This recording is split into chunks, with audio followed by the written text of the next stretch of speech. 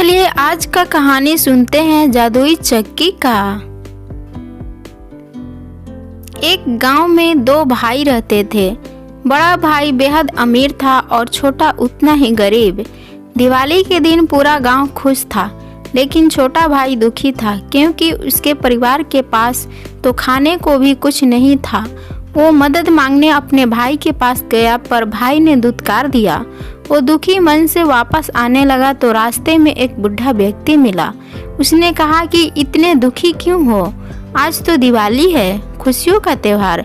इस पर छोटे भाई ने अपनी व्यथा सुनाई।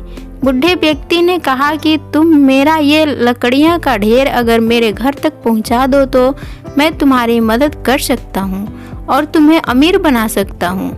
छोटा भाई मान गया और घर पहुंचाने पर बूढ़े व्यक्ति ने उसे एक मालपुआ देकर कहा कि ये जंगल में लेकर जाओ, वहां तुम्हें 3 अजीब पेड़ दिखेंगे जिसके पास एक चट्टान होगी। चट्टान के कोने में एक गुफा नजर आएगी। उस गुफा में जाओगे तो तुम्हें 3 बौने मिलेंगे। ये मालपुआ उन्हें देना क्योंकि उनको यह बेहद पसंद है और इसके लिए वो हर कीमत चुकाने को तैयार होंगे।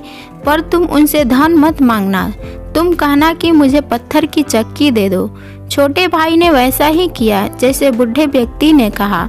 चक्की लेकर जब छोटा बाहर जाने लगा तब एक बौने ने कहा कि यह कोई मामूली चक्की नहीं है, इसे चलाने पर तुम जो मांगोगे वो मिलेगा। इच्छा पूरी होने पर इस पर लाल कपड़ा डाल देना, सामान निकलना बंद हो जाएगा। छोटा घर पहुंचा तो उसने चक्की को आजमाया। उसने चावल मांगा, फिर दाल मांगी। इस तरह खाने का ढेरों सामान उसे मिल गया, जिससे परिवार की भूख मिट गई। लाल कपड़े से चक्की को ढककर वो चैन की नींद सो गया। चक्की से निकला जो भी सामान बचा उसे वो अगले दिन बाजार जाकर बेच आया। इस तरह से वो कुछ न कुछ सामान चक्की से निकालकर बाजार में बेच आता, कभी बादाम, कभी घी, नमक, मसाले, कपास आदि। देखते ही देखते वो बेहद अमीर हो गया। उसकी तरक्की देखकर उसका बड़ा भाई जलने लगा। उसने सोचा कैसे ये इतना अमीर हो गया। एक रात वो छोटे के घर में छिप गया और उसने उस चक्की को देख लिया। अगले दिन जब छोटा बाजार गया था तो बड़े ने चालाकी से घर में घुसकर चक्की को चुरा लिया। उसने सोचा वो तो यह गांव छोड़कर दूर बस जाएगा, क्योंकि उसके हाथ में खजाना जो लग गया।